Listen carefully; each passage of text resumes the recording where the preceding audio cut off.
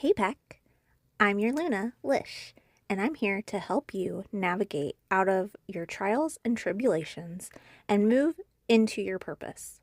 So, if your soul is ready to adhere to its mission, then raise your glass, fix your crown, and settle in. This is Ready to Rain.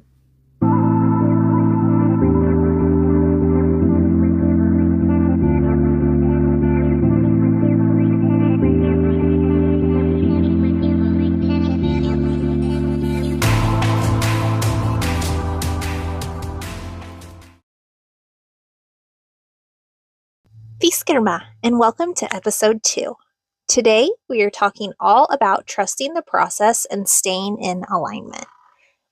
Probably one of the hardest things I have been learning lately is what's referred to as keeping the vision. It's easy to have a moment where you are in perfect zen with your goals and future self. But if you have kids, a significant other, a job, friends, basically all and any of the things, you're going to snap out of it quicker than you got in it, which in turn can derail you. If you're like me right this very second, you are tired, fed up, and just needing a mental break from damn near everything. But the good news is, as with anything else, practice will save you, and just keeping in mind that what's meant for you is already yours may just be the belief to help you breathe and not only trust in divine timing, but also let the divine carry it to you. Are you ready? If this found you, then please trust that it is for a reason and there is something for you in today's message. Take what resonates and leave the rest. Living in harmony can mean so many things. It can be living in harmony with nature, with spirit, with oneself, but no matter the pinpoint, it's all pretty much the same: balance, cohesion, and immersion. With harmony, you are living, breathing, and/or thinking in alignment, even when the actual work being performed is behind the scenes. In this season, your thoughts are quietly building your future, aligning your path with those to help your journey, and dismissing what isn't meant for you. Oftentimes, especially when you are new to living in alignment, this can be really difficult because you can't always see what is being done for you. It's all about trusting and following your path with blind faith. The universe tends to give you repeated signs during this section of your journey. It's a way to get your attention and give you some reassurance in a time that can feel extremely quiet and everlasting. During this phase, it's really important to remember that the bigger the ask, the more time it might take. So just be patient. Something big I learned in this part of past journeys is that sometimes what I wanted isn't actually what I wanted, and things had to happen to open my eyes. I would get frustrated and upset over and over and over until I was basically pushed into the right frame of mind. So just keep a mental note that if things are going haywire, that too can be a sign to reevaluate what you're focused on. What you think and do now is shaping tomorrow, next week, and next year.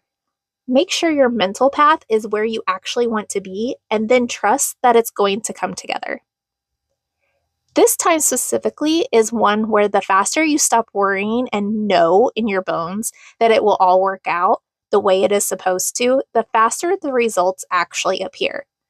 This is where you enter the right time, right place space. Now we can go over how to navigate this section of your journey. It's important to note that you go on multiple journeys throughout lifetime. Each revolution of these phases has a meaning and a purpose. In the harmony phase, you are you inverse. The universe doesn't respond to just simple wants. It responds to who you are becoming or currently being. Think of it as a mirror. Your self-concepts are writing the script in real time. So if you're single, looking for a partner, but every thought you have is self-deprecating, the I will never find anyone thoughts, then you're right. You will never find someone until you change your thought.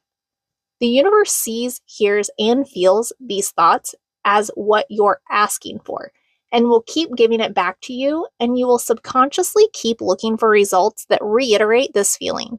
Because your reality, your 3D, is following the signal you are broadcasting from within. By changing your inner monologue and stabilizing a different sense of self, the universe will in turn begin rearranging the world to fit the new monologue. So let's go back to our example. Instead of constantly thinking that you will never find someone, look at yourself and then what kind of partner you're wanting to find. Are you the type of person that can have that type of partner? The answer is probably no if you're having these thoughts, right? So let's fix that. And if this is you, please do not be ashamed or embarrassed or triggered. I am not picking on you, okay? In fact, I see this so very much, I knew this had to be the example I used for today's episode. We all deserve love and connection, and I want you to find it and have your ever after. I myself had to be intentionally single for 2 years and go through an abusive relationship before I even dared ask for who I needed. And now, after all the work, I've been with DJ for 12 years, and it cultivated an environment for me to learn and grow and now help you. But I also know this is hard, and if you're not ready, that's okay. I will still be here for when you are, and if you're ready now, then that's wonderful. And I'm so proud of you for being brave. Change is never easy. We, evolutionarily speaking, are wired to run or fight when something is different, regardless if it's friend or foe. Okay, now let's hone in on what updates you can do for yourself to meet your dream person halfway. But this can go for many things. We're just going to use this as today's example. Do you have relationship trauma from dysfunctional parents? Maybe you just need to look into therapy and do a little inner work to manifest your dream spouse.